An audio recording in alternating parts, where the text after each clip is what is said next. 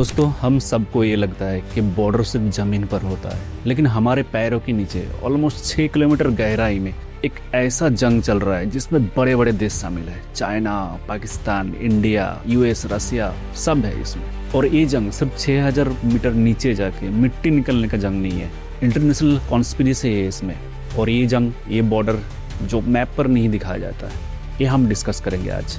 और इस वीडियो के बाद आपके मन में कोई भी सवाल नहीं रहेगा। कैसे, कब, किसने, कहाँ, सब कुछ यहाँ पे डिस्कस करेंगे। कोई भी सवाल नहीं रहेगा। कैसे इंडिया ने यूएन के टेबल पर दुनिया को चेकमेट किया, कैसे इंडिया को पता चल गया था कि 6000 मीटर नीचे जमीन के अंदर वो जो गोल्ड माइन छुपा हुआ है उसमें अपना हक जताना है, सब कुछ डिस्कस करेंगे। 1970s का ऑयल क्राइसिस के बाद इंदिरा गांधी सरकार को ये महसूस हुआ कि सेल्फ रिलायंट बनना है, दूसरों पे डिपेंड करना बहुत ही ज़्यादा मुश्किल है और खतरा भी है। उन्होंने डिपार्टमेंट ऑफ ओशन डेवलपमेंट बनाया जिसमें बहुत सारे साइंटिस्ट शामिल थे और उनको पता चला कि इंडियन ओशन के नीचे बहुत सारे मिनरल्स छुपा हुआ है।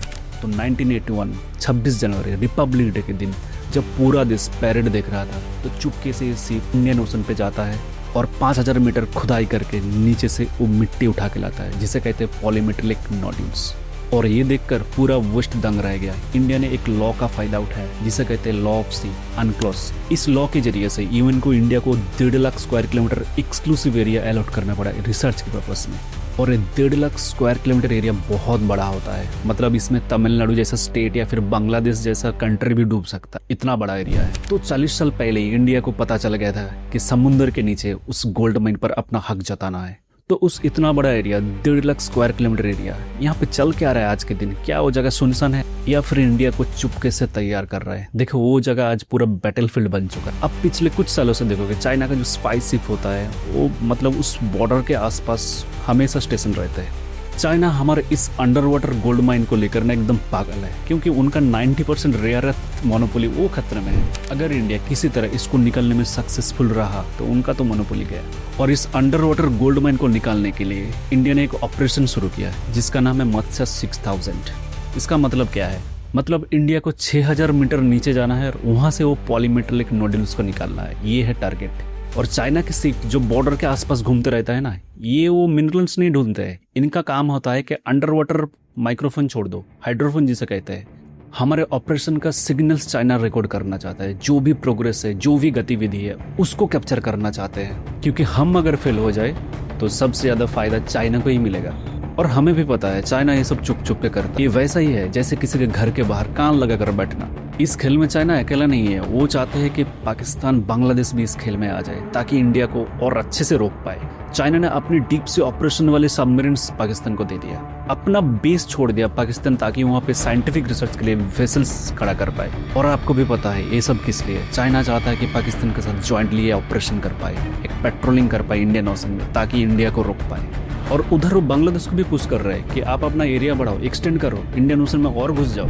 ये चाइना का स्ट्रिंग ऑफ पल्स ऑपरेशन का एक अंडर वाटर वर्जन है। श्रीलंका के हम्बनटोटा और मालदीव्स के आइलैंड पर मेरीन रिसर्च के नाम पे जासूसी चल रहा है। और इधर पाकिस्तान भी चाइना का मदद लेके इकोनॉमिक एक्सक्लूसिव जोन क्लेम करना चालू कर दिया। उस एरिया में इंडिया ने बहुत सारे सेंसर्स भी लगाए हैं जो पहले से ही प्रेडिक्ट कर सकता है कि कोई सुनामी आ रहा है कि नहीं। ये तो सिर्फ सुनामी का बात गया, लेकिन बहुत सारे सर्विलेंस ग्रिड्स ये भी वहाँ पे इंस्टॉल किया गया है।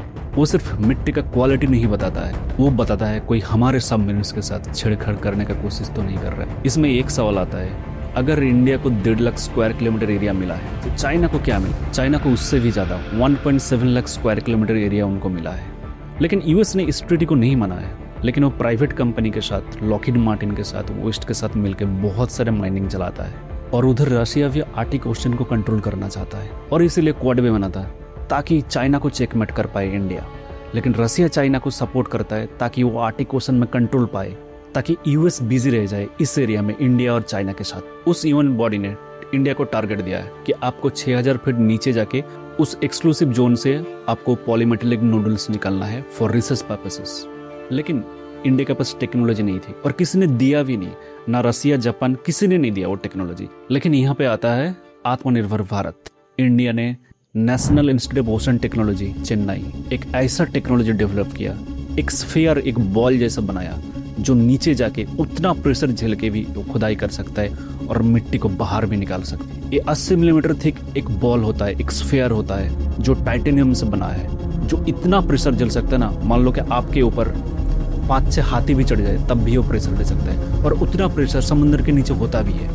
इस जोन में इंडिया करना क्या चाहता है? इंडिया एक्चुअली एक ब्लू इकोनॉमी जनरेट करना चाहता है, $10 ट्रिलियन की एक ब्लू इकोनॉमी। ये जो खुदाई होता है ना, पॉलीमेटेलिक नोडुल्स, इसमें बहुत सारे मिनरल्स होता है, निकल, कोबाल्ट, मैंगनीज, बहुत सारे। निकल के बिना आप इंजन्स नहीं बना सकते हो, और कोबाल्ट हर एक ईवी या फिर स्मार्टफोन की बैटरी में कोबाल्ट चाहिए ही चाहिए। और मैंगनीज वो तो स्टील इंडस्ट्री का एकदम बैकबोन है, रीढ़ की हड्डी। देखो, मिनरल्स निकलने के बाद उसको मार्केट में भेजने से पहले उसका प्रोसेसिंग करना बहुत जरूरी होता है, और इसमें चाइना 70 to 90% मोनोपोली रखता है। मतलब दुनिया में जितना भी प्रोसेसिंग होता है उसका 70 to 90% सिर्फ अकेले चाइना ही करता है। सोचो, इस टाइप का मोनोपोली है उसका। और आज अगर इंडिया निकल खरीदने जाता है तो उसको डिपेंड करना पड़ता है फिलीपींस या फिर इंडोनेशिया जैसे कंट्रीज पर। या फिर कोबाल्ट भी इंपोर्ट करने जाऊँ तो कोंगो की माइंस पर डिपेंड करना पड़ता है, और कोंगो की माइंस में 70% कब्जे चाइना का ही है। तुम रसिया, यूरोप कहीं से भी हथियार खरीद लो, घूम फिर के वो चाइना से ही मिनरल्स आता है। इतना मोनोपोली है। इंडिया फिलहाल एक नेट इंपोर्टर है, मतलब हम हजारों करोड़ों रुपए खर्चा करता है इनको बाहर से लाने के लिए। और समुद्र के नीचे इंडिया का जो 1.5 lakh square kilometre area allotted हुआ ना, उसमें 380 मिलियन टन्स की खजाना है।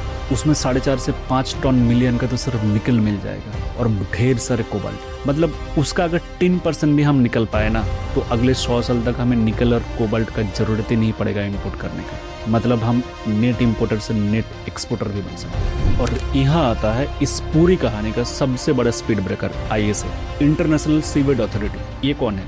यही है इस खेल के सबसे बड़ा आदमी। देखो, समुद्र के नीचे जो हिस्सा होता है ना, वो किसी देश का नहीं होता है, वो ह्यूमैनिटी का एक हेरिटेज होता है, उसमें किसी का कब्जा नहीं होता है। मतलब उस एरिया में आप एक्सप्लोर कर सकते हो, वो रिसर्च की पर्पज से आप निकाल सकते हो जितना खजाना चाहे, लेकिन कमर्शियल पर्पज में आप कुछ नहीं कर सकते हो। लाइसेंस ही नहीं है ना, इंडिया के पास, किसी देश के पास लाइसेंस नहीं है, कोई नहीं कर सकता है।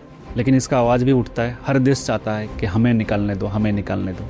लेकिन 700+ साइंटिस्ट और जर्मनी, कनाडा और फ्रांस जैसा कंट्रीज ने इसको रोक के रखा है। हर 1-2 साल में इसका डिबेट शुरू हो जाता है, लेकिन इन्वायरमेंट के लेकर ये सारे कंट्रीज इतने सख्त है, इसको कभी अलाउ ही नहीं किया है। इंडिया और चाइना दोनों ही टेक्निकल ट्रायल्स के नाम पर ये सारे मिनरल्स निकालते हैं, और हम कहते हैं हम तो बस सीख रहे हैं, लेकिन असली में हम एक्चुअली तैयारी ले रहे हैं उस दिन की जिस दिन हमें परमिशन मिल जाएगा और हम पूरा माइनिंग कर पाएंगे फॉर कमर्शियल पर्पसेस। और ये साल 2026 सबसे ज़्यादा इम्पोर्टेंट है। इस साल एक्सप्लोरेशन कॉन्ट्रैक्ट की एक्सपायरी डेट है, और हमें अपनी टेक्नोलॉजी के साथ प्रूव करना है कि हम इसका काबिल है, नहीं तो हमारा लाइसेंस चला जाएगा। शायद ये इलाका फिर से चाइना को भी दे दिया जाएगा। लेकिन हमें प्रूव क्या करना है? देखो, समुद्र के नीचे 6000 मीटर नीचे जाना वो आसान काम है, लेकिन हमें स्टेबिलिटी प्रूफ देना पड़ेगा। मतलब मत्स्य 6000 ऑपरेशन में हमें 6000 मीटर नीचे जाना है, और उस 12 से 16 घंटा उसको प्रेशर झेलना पड़ेगा, समुद्र का प्रेशर।